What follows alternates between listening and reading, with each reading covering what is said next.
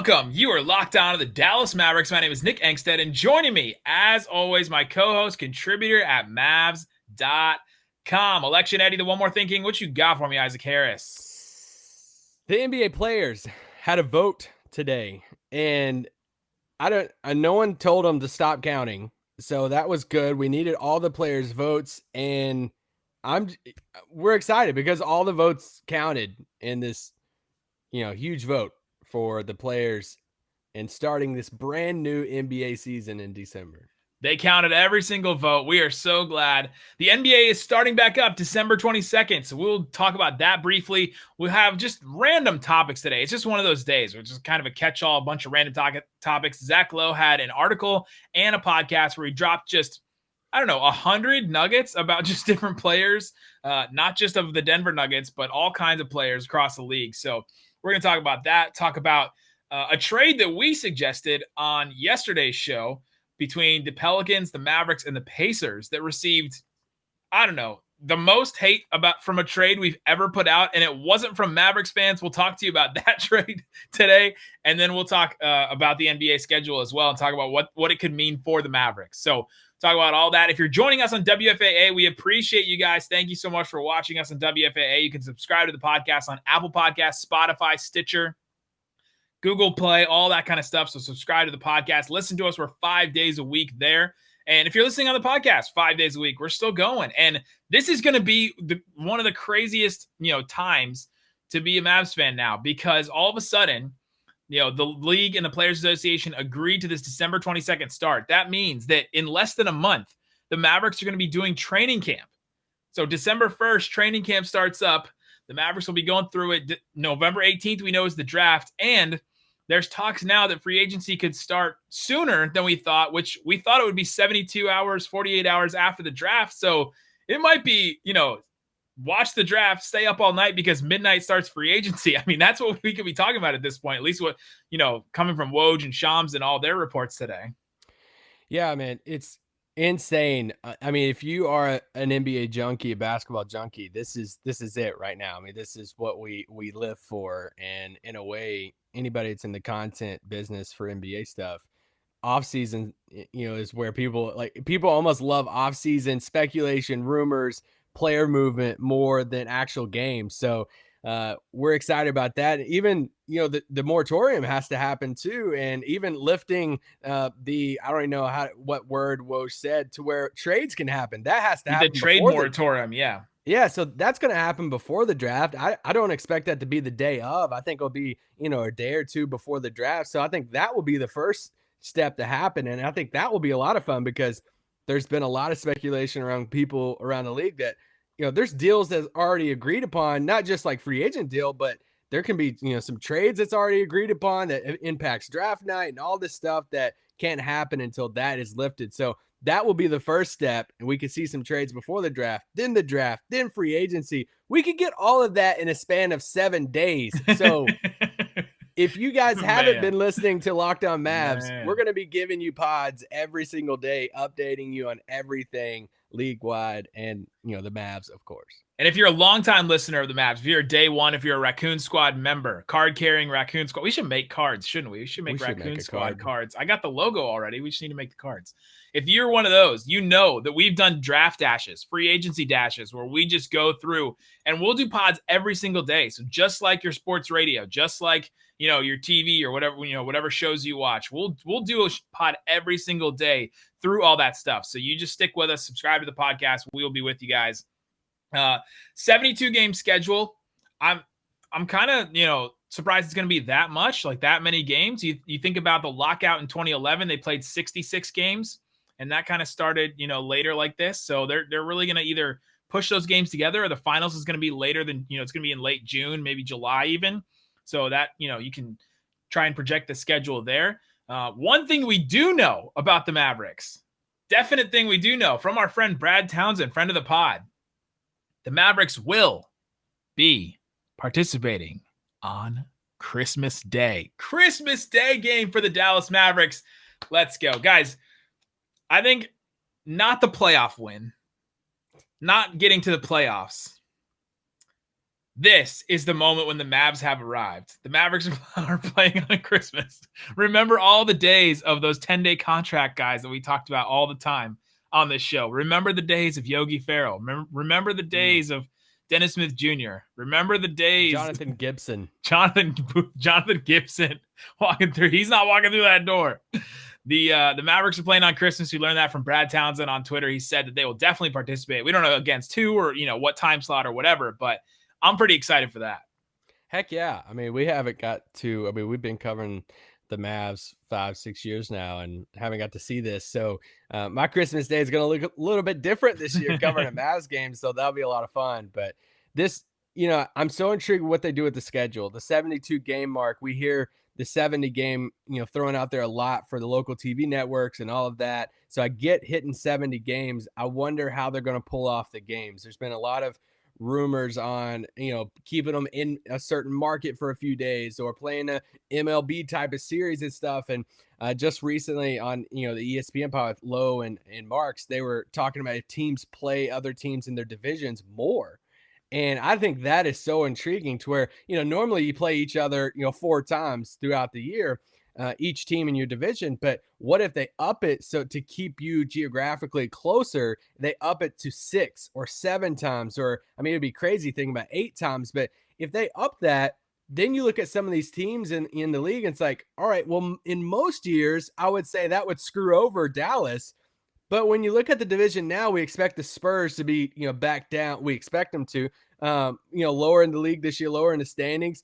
If you look at, depending on how you view the Pelicans moving forward, and then you're looking at Houston, and then Memphis. Memphis was the 8th seed last year, but it's not compared to like the Lakers and Warriors and Clippers, like all of them in the same division. If they have to play each other, 7, 8 times, 6 times, like that's crazy, and that impacts their record a lot because they're probably gonna, even out some. So I am very intrigued with the details of the schedule coming out. We know 72 games, but how they play the games and how they're spread out, I'm very, very intrigued by. Yeah, that's going to be really interesting. I'm sure we'll see in the coming days. We'll probably have a whole schedule breakdown. We'll predict every single game in the schedule. That's not our thing. Not our thing. We don't do that. No, we never do that. Oh, I think that's so funny. That's always a thing people do, though. Yes, and we laugh about it every time. Yeah, we do. I think it's funny. So yeah, we'll know more in the coming days. I don't think we know a ton now. We just know that December 22nd is the start. December 1st is training camp. And then the draft is, the 18th. We know that for sure. Free agency is going to be very shortly after that. Trade moratorium will be lifted before the draft somewhere. So, man, it's a lot of good stuff happening all at once. All right, coming up, let's get into this trade that we proposed yesterday. They got some feedback. Not from Mavs fans. Actually, some from Mavs fans. Some. But one of the other 2 teams, their fans did not like this trade. We'll talk about it and why Mavs fans are really wrong about this one player that was included in this trade. We'll talk about that coming up.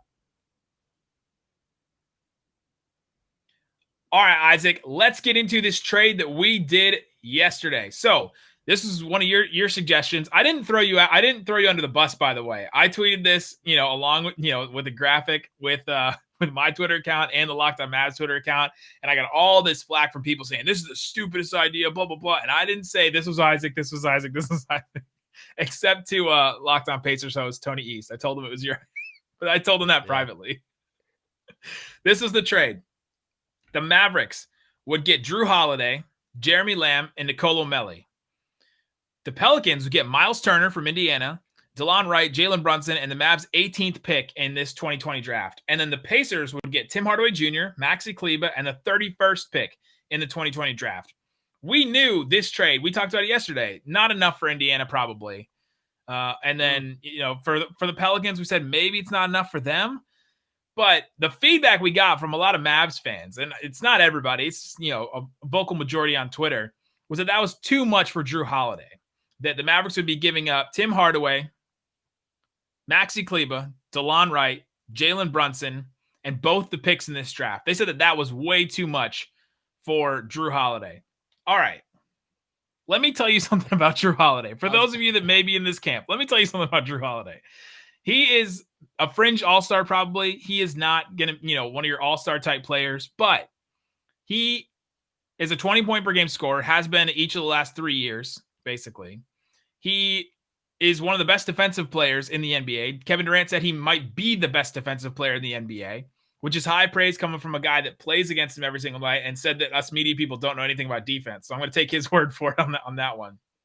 He is also a guy that went toe-to-toe, head-to-toe with Damian Lillard in the 2018 playoffs in the first round and swept them with that Pelicans team and scored 40 points in game 4 against him and defended Damian Lillard. Like, this is a guy that you want on your team. He's 30 years old, so he's not, even Chris Paul level of old. He's a good veteran, defensive presence. He checks every single box for the Mavs. Not necessarily an enforcer, so it doesn't check that box, but he checks every box for the Mavericks. And you give up whatever you can to get a guy like that, just to get him under contract, just to get him on your side, just to get him on your roster, because Luka, Jrue Holiday, and Porzingis, if that's together and that's working, I don't care who else you put around them, right? They still have a couple other role players that would stay with the Mavs. Seth Curry wasn't in this deal. Dorian wasn't in this deal. Dwight wasn't in this deal. They still have some good players on the team, and then the Mavs would still have the mid-level exception to add somebody. They would still have,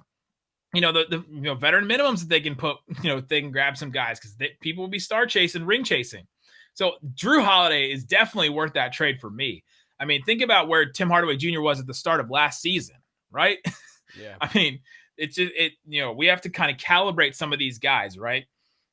What some of their values worth. So Jrue Holiday definitely worth that. Do you have anything you want to comment on Jrue Holiday?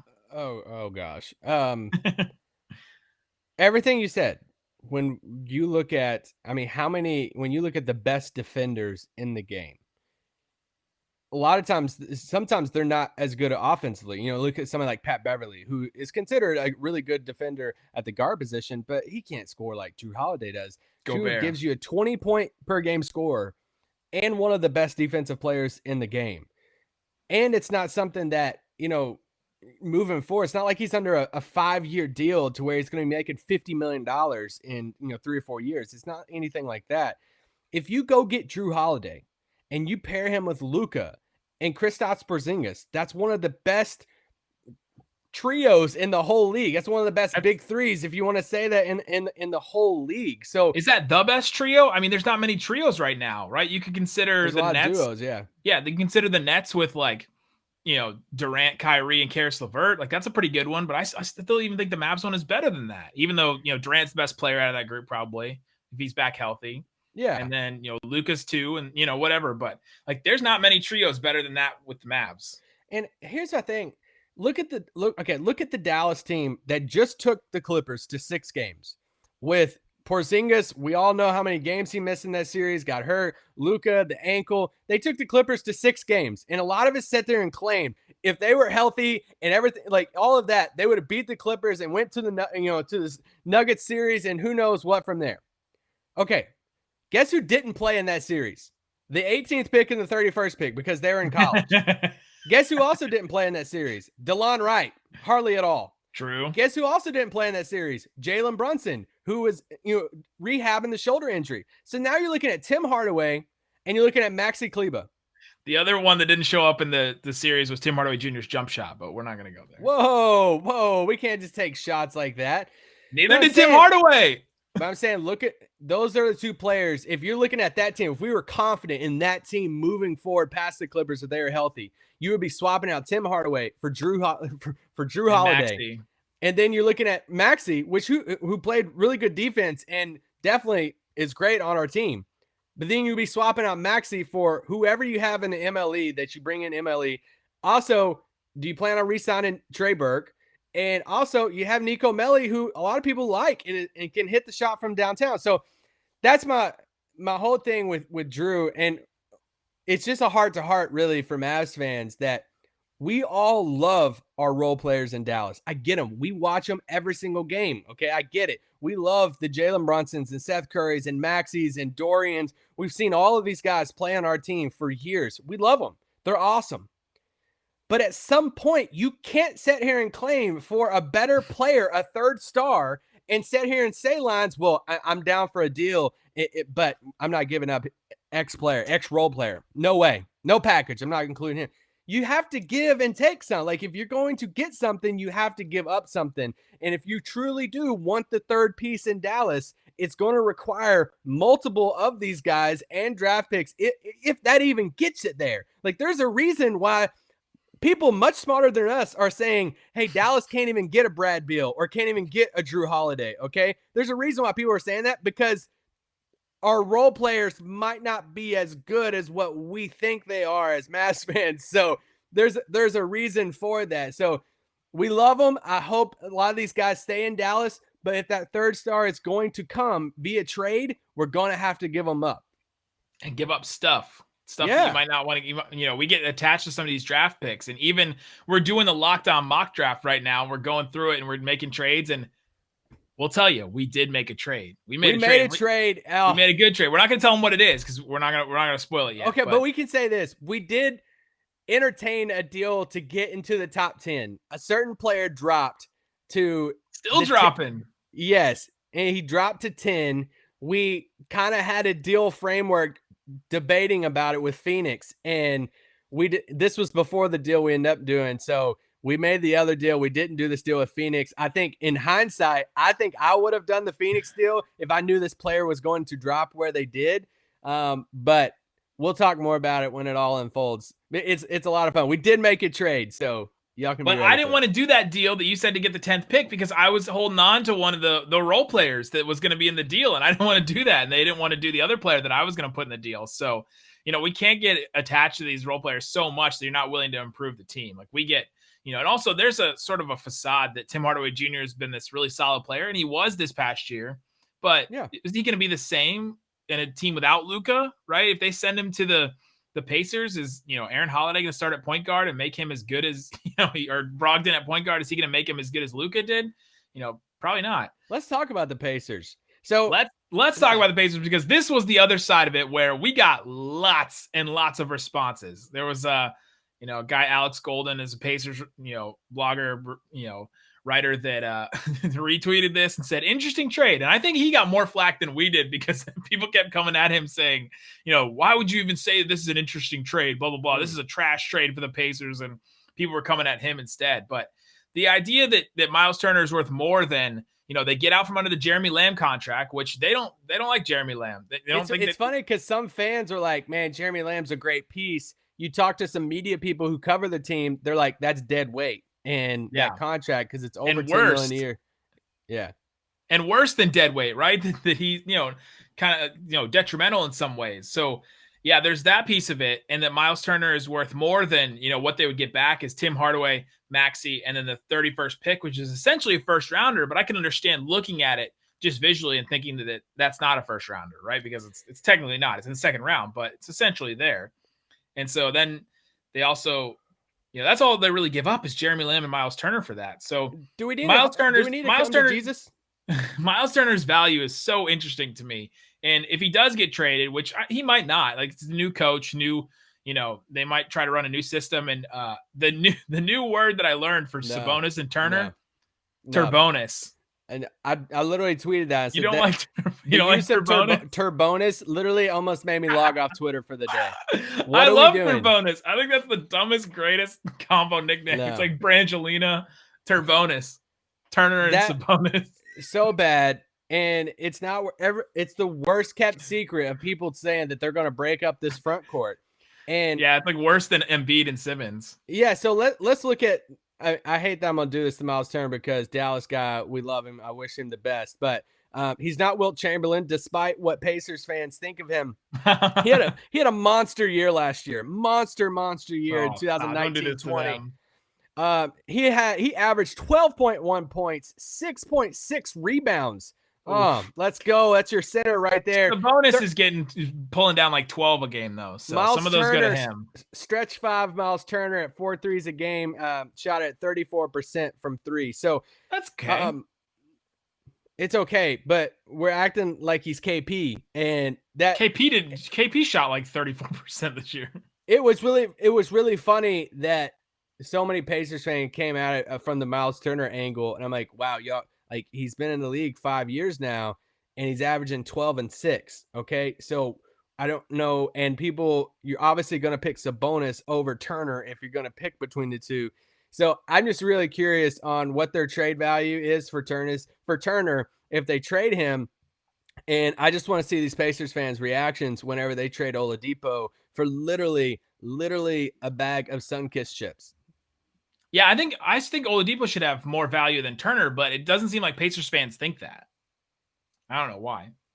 Yeah, I don't know who has more value right now. Myles Turner. I know, right? Well, the other thing about Turner is there's a lot of this talk around the league that, or at least around media people and people that cover the league, and even some people that are, connected with teams that say you don't want to spend that much, $18 million a year, basically, for a center like that, right? He's not necessarily game-changing offensive center. He's a really good defensive center, but you don't want to pay $18 million a year. They want to do that bullpen approach. Seems like everyone's doing that because once you get to the finals, the only big men that can play are Anthony Davis and Bam Adebayo. It's those kind of dynamic bigs are the only ones that can play. We talked about this, all offseason so far, is that those are the guys that can play. And Myles Turner probably could play in an NBA Finals, but against the wrong matchup, not going to be able to, right? Like he's just not, he's not quick enough. He's not dynamic enough to be able to stay out there. So, I like Myles Turner. I like him. I want to see him. I want to see him in a place like Boston, something like that. And I think he can be much better in a system like that. It's just right now with the production that he's had in Indiana so far, you can't expect to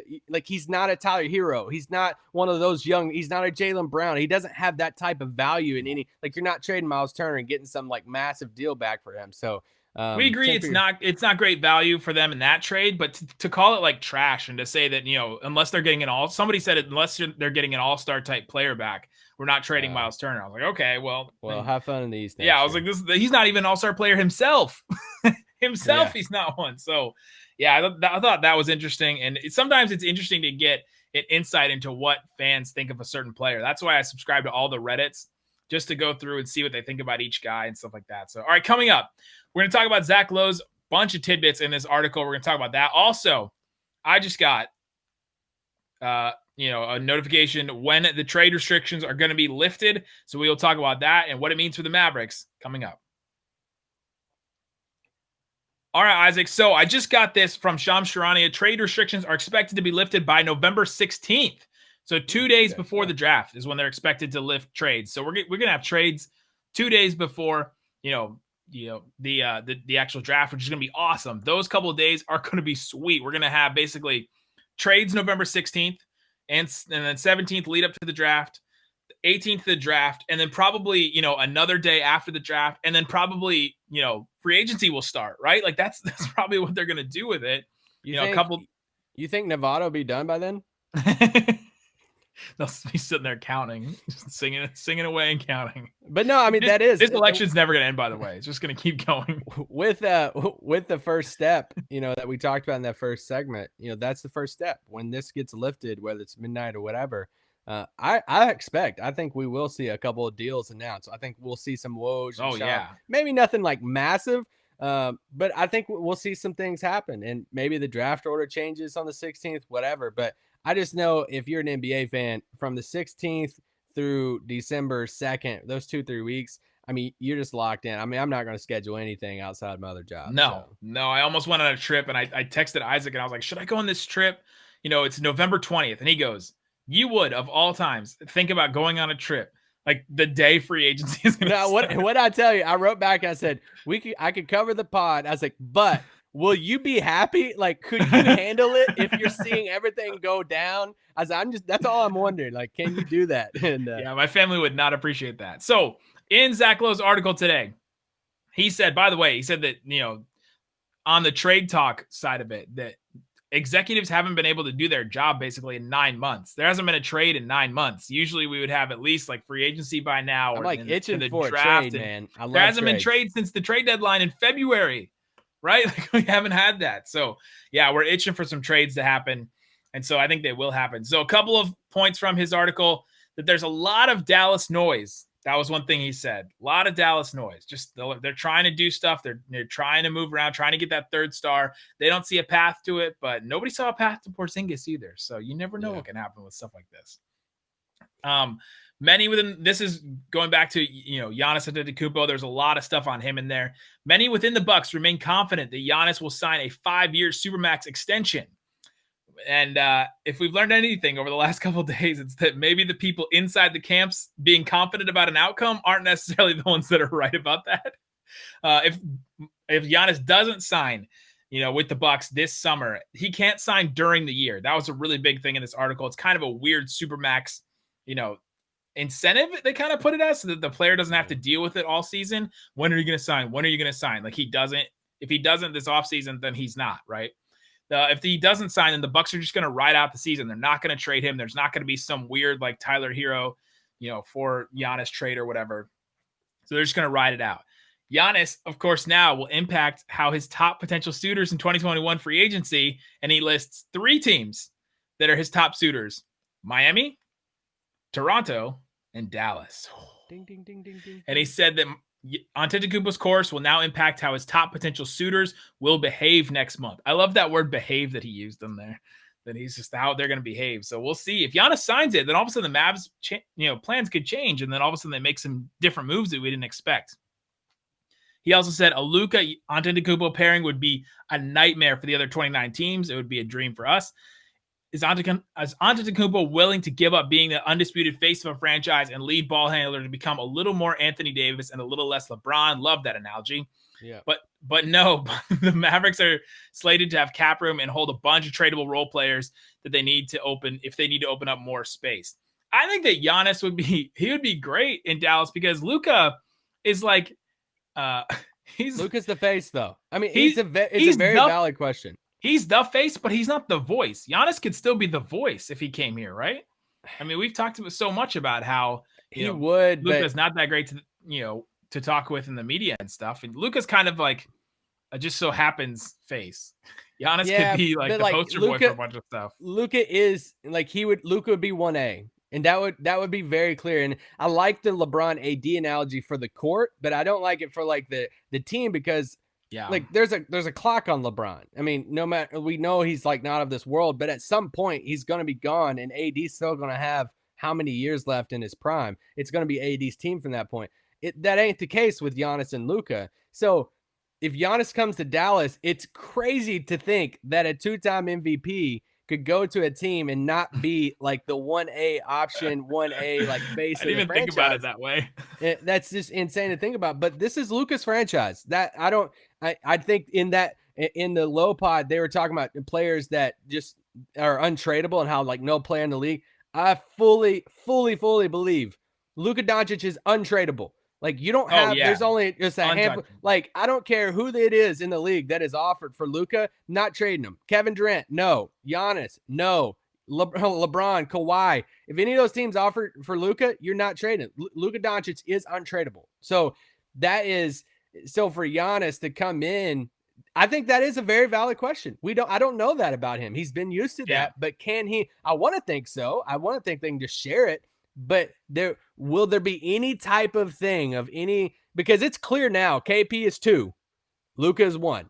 Very clear. I think everybody understands that. I think KP understands that. Yeah, the whole team. But there's also been injuries for KP. He's been out. He's been recovering. So he gets that. Get 2 years down the road and KP has made the All-Star team a couple times. They have a title or something like that. Will KP be back to like, hey, like, why ain't I up there? Because so it's natural right now for KP and Luka, but if Giannis comes in, can Giannis accept that? And that's not a question we can really answer right now, I don't think. I honestly think it would be harder for KP to deal with being a third guy than Giannis to be a second guy, but that's just me. I think Giannis would appreciate not having the ball in his hands in those situations, right? Because he's kind of faced with an impossible puzzle when he has the ball in his hands in crunch time, and that's why they've lost the last couple of years in the playoffs. The last thing that was in this article that I know you want to talk about and you want to touch on. Several rival executives have pitched the Mavs as a trade destination for Rudy Gobert, who is eligible for a Supermax contract. Zach Lowe goes on to say he gets the thinking a rim-running center to stabilize Dallas' shaky defense, but he just can't get there. Zach Lowe just doesn't understand that. Devoting $65 million combined to Gobert and Porzingis when the latter needs to play a good chunk at center is not optimal. We agree. We're totally out on any kind of go. We're going to do our trade targets for Utah like next week, and we're going to talk about Gobert for like 1 second. We're out on it. It just doesn't make sense. No, No, I don't understand. Nick gets the same text from me every time when I see somebody tweet at us. I see it's kind of like Drummond, but he's better than Drummond. Yeah. And when a It's the new same report concept for me, comes though. out and it's like, oh, people are talking around the league. What about Gobert? Like, guys, I don't want to commit to 70 million in cap space to KP and Gobert, 2 7-foot. Like, I don't want to do that. We need wings. So once again, I like Gobert as a player, just not in Dallas and not alongside, not with KP and all that stuff. So no, I'm out on this trade idea for Gobert. I found it interesting though that it's rival executives. It's not, inside the Mavericks, Mm. inside the Jazz. It's not like coming from there. It's just like this is an idea that's being thrown around, and it's from people in the league that say this could be a good idea. Yeah. But I think that because they see these defined roles that Dallas plays. Yes, We've talked about this all the time. especially How their Dwight, center. yes, how Dwight Powell fits this mold of how Rick Carlisle likes the center position before the Dwight Powell injury. After the Powell injury, he shifted. KP went to the 5. They played this more small ball approach and all that stuff, the stretch 5. But with Powell, they like the center position to be this rim rolling center, and that's Gobert's role. So it's like, all right, who's the best player in the league to play that role besides Giannis? Gobert would be one of them. But no, I don't think that is a playoff. Yeah. Anyway. Yep. That's exactly the way that it is. And yeah, there's a bunch of rumors. Guys, we will be back on Monday. Soon we'll start our dashes, I guess. Probably next weekend. We'll probably do some pods. But this weekend we're going to take off. Guys, we appreciate you jumping on and listening to us all week. Subscribe to the podcast if you're not. If you're listening on WFAA, we appreciate you listening and watching on WFAA. Subscribe to the podcast on Apple Podcasts, Spotify, Stitcher, all that stuff. Our Twitter handles are in the bio of this podcast as well as under our faces. So if you haven't seen that, they're under there. So go follow us there, and also at Locked On Mavs. Guys, thanks so much for listening to Locked On Mavs. Peace out. Boom.